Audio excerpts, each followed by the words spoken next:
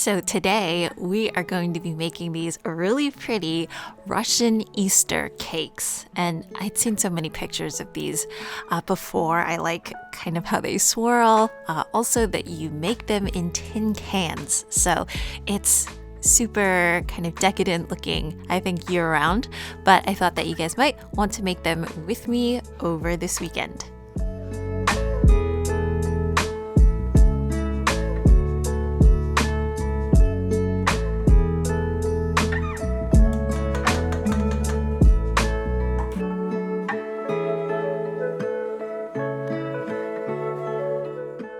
This dough is very much like a brioche dough that I would make, or kind of like a milk bread dough. It is fortified with some rich ingredients afterwards.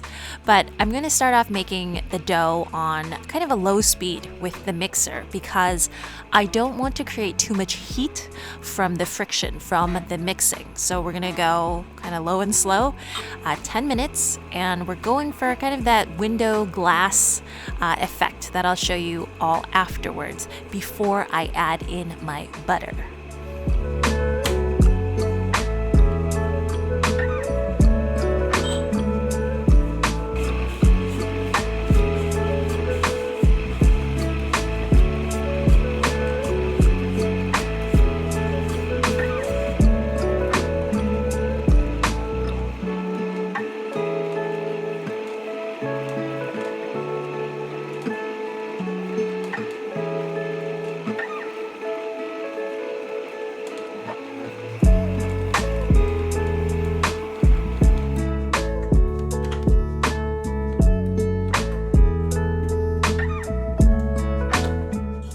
So I'm sure you all are sourdough aficionados by this point, so you may have already heard of the window pane test.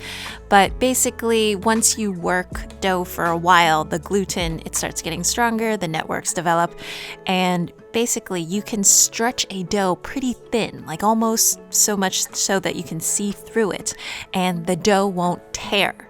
So that is the stage you want this dough to be before you add in the butter. So slowly we're going to incorporate that in. And at the beginning, it's going to seem kind of disjointed, like the butter's not going to want to mix into the dough. But in time, it will, and we are going to knead it on slow speed for another 7 to 8 minutes.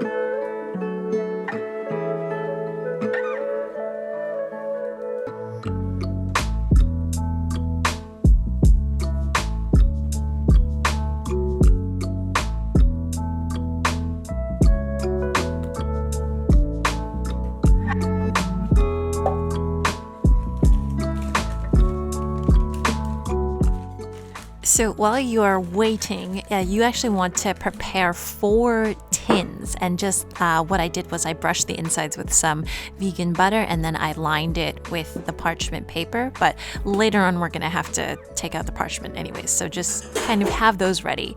Right now, I'm going to divide it into 4 and then shape them into rectangles. And you'll see how we're going to fill them.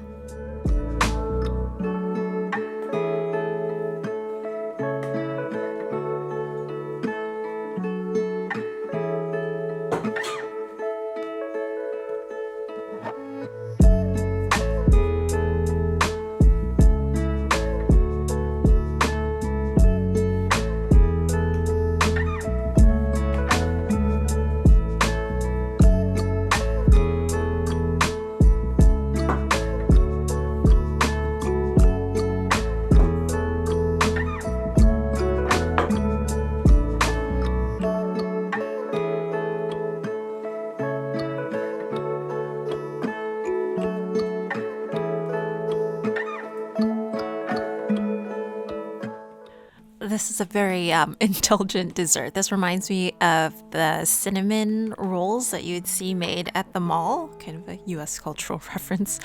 And you can actually fill this up with a lot of different things, but just remember to not overfill it. So I've plumped up some raisins. I'm going to put in some cardamom, some orange zest, as well as, oh gosh, what else did I do? Maybe some cinnamon as well. Something of that ilk that you like. Oh, no, almonds as well. And I'm just kind of eyeballing it, not filling it up too much. And then you want to roll it up. And if you have, the more layers that you can do, the better, because it's going to make for a more decorative design, if you can see what we're going to be doing.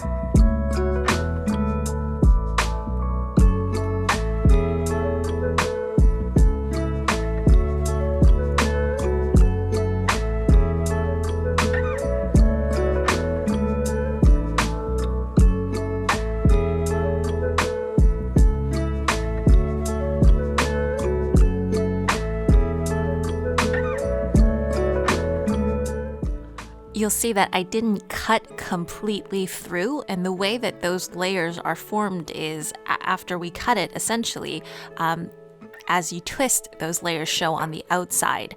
And because I didn't cut completely through, this whole log is still connected.